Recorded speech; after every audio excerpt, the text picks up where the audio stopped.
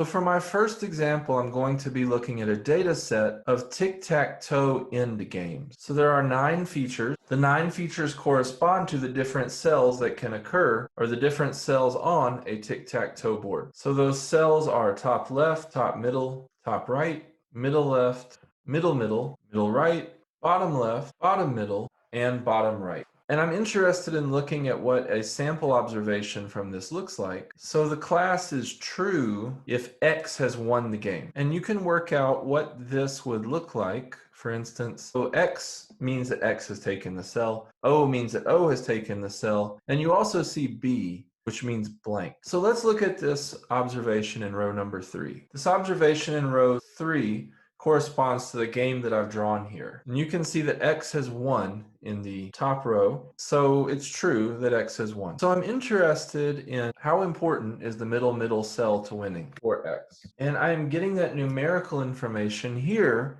using the group by command. TODF group by mm. It just tells me I have a group by object. Let me see now if I call the class column on that, and then I call what this is giving me. This says that in 70% of the games where middle was blank, X won. In 43% of the games where MMO, then you can also see that in 79% of the games where MM was X won. So by doing this one calculation using group by and mean and interpreting it, I'm able to say that it's very important to X not to give up the middle cell. We see that X wins less than half of the time when it gives up the middle cell to O. That might be something you already knew, but we see how we could see it if we didn't already know it. I'm going to use a bar plot command from Seaborn, and I've adapted it. The one adaptation I made is I've set CI to be none, but I set Y, which would be the height, to be the class average. Bar plot takes the average along with a confidence interval. The average of a bunch of true false variables will be the percentage, the proportion. And this, I think, is a helpful visualization of how important the middle cell is. By creating this bar plot, I just see visually the information that I already had, which is,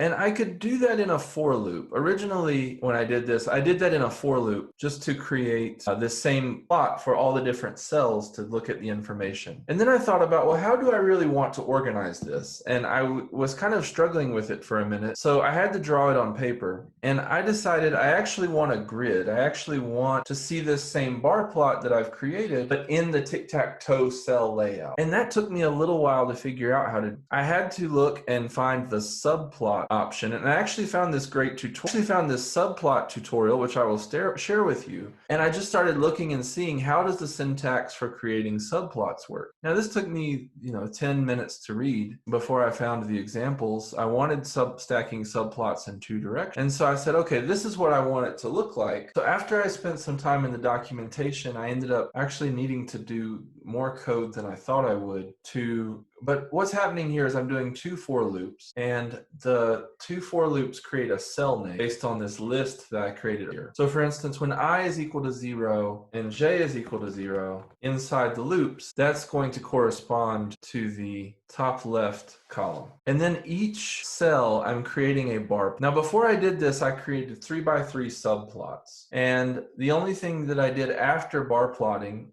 so I'm bar plotting and I'm changing the X each time. I'm changing the axis where that goes each time. But this is just basically a souped up version of the very first subplot example. I just had to realize things like, hey, I want a bar plot, I want to change the title, etc. And I think the result is actually pretty nice. It shows you winning for the different cells, and if a cell has a certain marking, how does that affect the probability of X winning? One thing you'll notice is that X is actually less likely to win if they control these cells that are not diagonal and not in the center. And you can see that by noticing that when X controls this cell, its winning percentage is actually lower than if that cell were controlled by O or if it were blank.